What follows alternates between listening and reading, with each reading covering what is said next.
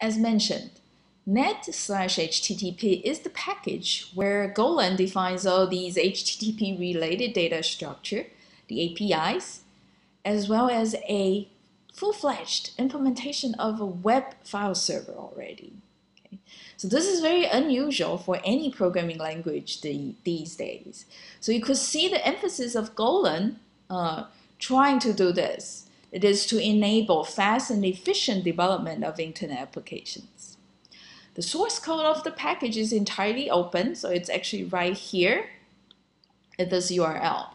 All right, but it's not recommended that you dig into the source code right away, okay, not knowing much about the package. So usually the easiest way is to start from an example, learning the APIs that's commonly used, learning the data structure that is commonly used first, and then gradually expand, right? And that is why we're starting from an example here. So buff.io new reader, okay, calling the socket that we just created. That converts the socket into a buff.io so that we could call really nice APIs such as restring, reword to take in text input. So one could definitely move on reading strings, reading words based on your knowledge of HTTP request formats and start parsing the HTTP request messages for yourself. But the other way around is to do this.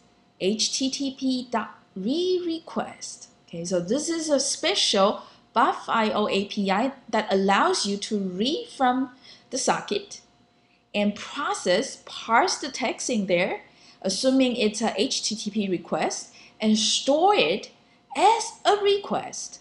Okay, and this is capital R here, request object, and that is already well defined in the package. So it's a special structure there, okay, defined in the net/HTTP package.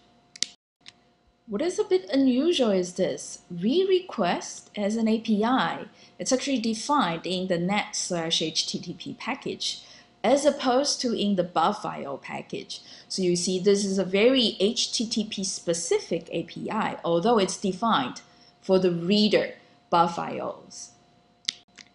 Now think, if re-request, they're already done the parsing for you, and the output is stored as the request object, the capital R request object, all you need to do seems to be to understand the data structure of the request object, right? Then you can go to the URL field.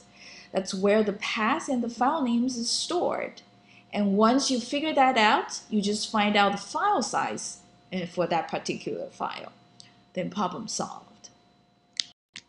Therefore, we need to go to the source code and find out how the request data structure is defined. And as you could see here, Polly has already looked it up for you.